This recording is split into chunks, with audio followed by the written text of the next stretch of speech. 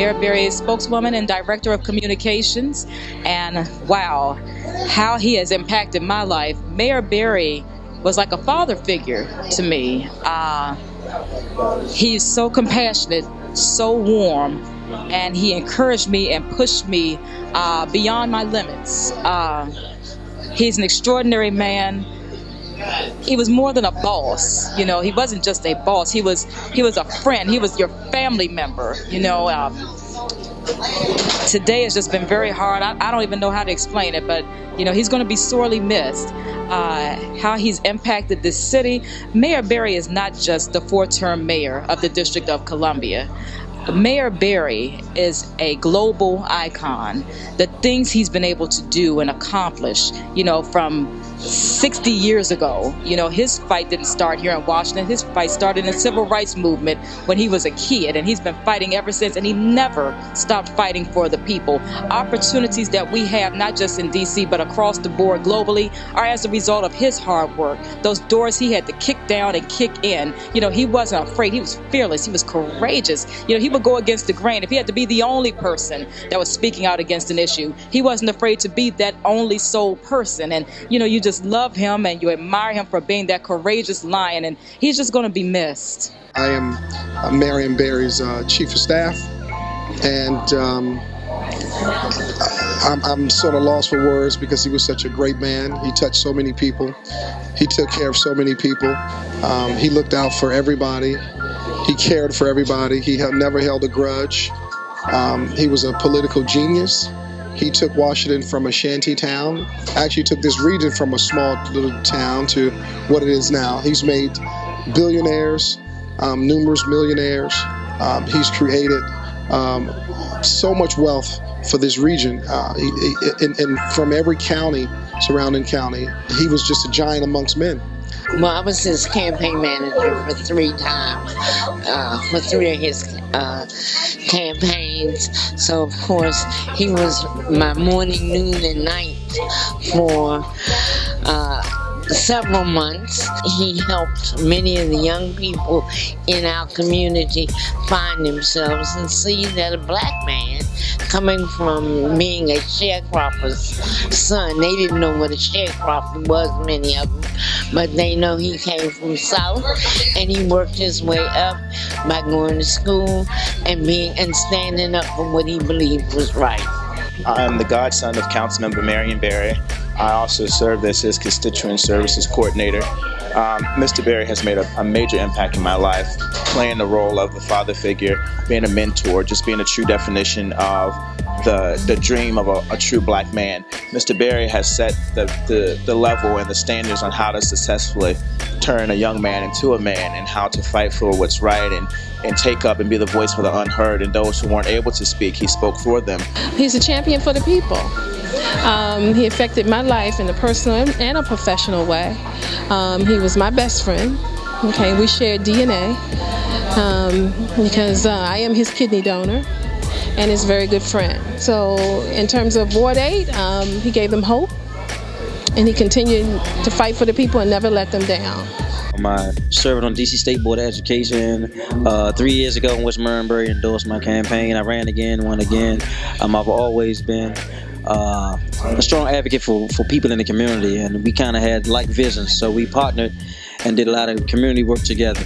I always had a lot of respect for MB, is what I call him, because everybody knows him, you know, and I was just blessed to get the opportunity to be close to him, to really glean from him and see his perspectives and learn. He's a brilliant man. He can recall dates like no other. He knows specific dates like January 3rd, 1987. You'd be like, wow. But he was real brilliant in so many different forms and fashion, a master politician. In the 90s, I was a special assistant to then Councilmember Marion Berry. And I would just say, if I wanted to sum it up in a few words, that he taught me how to be a servant. He was a servant. He gave himself and his life for the betterment of people. You know, he was unselfish. He spent his time, his energy, and his talent trying to make a better world for people. And I think that's what he did in Ward 8. He was an example of what you have to do if you really want to see change and affect change. You got to be diligent. You got to work hard. I came home at the end of 1994 from serving time in the feds. And when I came home, I was working with an organization by the name of Ceasefire No Smoke the Brothers, working with gangs throughout the city, and we're just doing a lot of great work with Al Malik. And I had a warrant out, even though I was released, they didn't come and get me, so the feds kept knocking on my grandmother's door, even kicked it down. And we went to Marion for help. He wrote a letter for me to New Jersey, and they dropped the warrant. And from that day on, my activism, has been nonstop. Just being able to talk to him and listen to some of the things where he would tell me that, politics, you never, in politics you have no permanent allies and no permanent enemies. And I had to learn how to master it as well, because some of us take things personal, and politics is just politics. And when you go home, just leave it there. And he also, showed a lot of people, the reason why so many people related to him was he showed them that you can fall down and get back up. Employing people in the community, giving them jobs for their first time. People coming home from being incarcerated, people that didn't have prior job learning experience, and giving them a basic job, a lawn care job, or a trash removal job where they got to pick up trash or clean up parking lots or clean up leaves. And as I got to learn about Marion Barry, man, it inspired me on the level of the development that how he created his own business, and then he was able to launch the summer youth program out of the extension of what he was able to do, moving politically and then moving into his mayor's position. And so it's just, as a black man, as a leader in our community, man, it really inspired me. And I was moved to organize people to meet at his house. And then we did a march down to in front of a visual, and a march downtown to in front of the big chair. So it was really exciting just to see all the love and support, you know what I mean? To celebrate the life and legacy of this great leader, this man for life. Yo, one thing I want to let y'all know, there's a lot of economic development going on in Ward 8. And when it comes to economic development, I want you to understand that our Man for Life, Marion Barry, goes way beyond the summer job program, y'all. You gotta understand, when he first came to office in the mayor's DC, there were only 3% minority contractors. And by the time he was, in his tenure, in his term as our mayor, minority contractors went up to 47%, okay? Now that is the real leadership. That is impact. And that is the impact that this man has had in our community since he's been here. And he still understands the mission and his role in the community. And he's still positioning himself and empowering us through his leadership and his mentorship. Let's give it up to our Ward 8 council member and our mayor for life, Mr. Marion Barry. Hello, Ward 8. Hey, come on now, do better than that. Hello, Ward 8. Yeah. Hello, Ward 8. Now, when I tell you all this, because as long as the lion tells his story, he'll be king of his own. And so I'm going to tell my story so we can put the truth out here. I've had 31 years of public service in D.C. So you ought to know you can overcome. I was born poor and black in the Delta of Mississippi. I lived in a shack called a shotgun house. Stand at the front and shoot through to the back. Sharecropper. That's why it's called. And sharecropper. They don't know anything about them sharecroppers. Nobody else knows sharecropping. But that's called a system where the man sells you cotton seeds at a price higher than he paid for them, and buys the cotton back at a price lower than he's going to get. My mother and father, they cleared $2,000 or $3,000 a year. They were lucky. We didn't have any lights, kerosene lamps, no running water, no bathroom, except the outhouse. I never say that.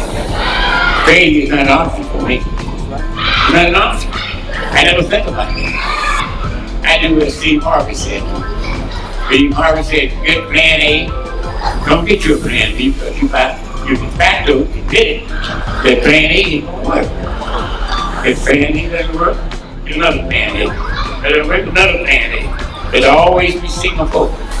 There's 73,000 of us in Ward 8, and we sort of know negatively of this prostitutes, drug dealers, gangbangers. When I came into office in 2005, I was determined to change that image.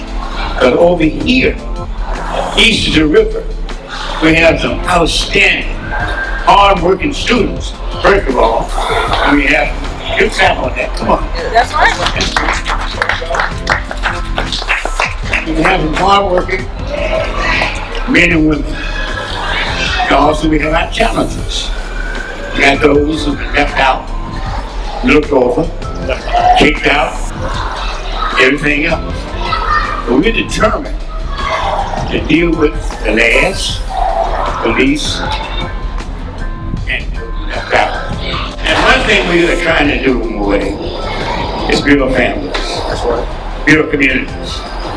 There are 13 distinct neighborhoods in Ward 8. I've been living in Ward 8 since 1992. I think I qualified as a Ward 8 resident. It's 1992. And somebody questioned what I did in Ward 8. You tell us who the hell. You know? That's right. We got these haters out here. We got these haters in Ward 8. Get jealous before we can get done. I got something for them. We ain't giving up. We're not going to give out or give in. I have a philosophy, fall on your back, I'm sorry, to get kicked down, knocked down, so you push yourself down, fall on your back. Because if you fall on your back, you look up. You look up, you can get up. You can get up, you can go up. If you go up, you can soar like an eagle. Simple as that. Simple as that.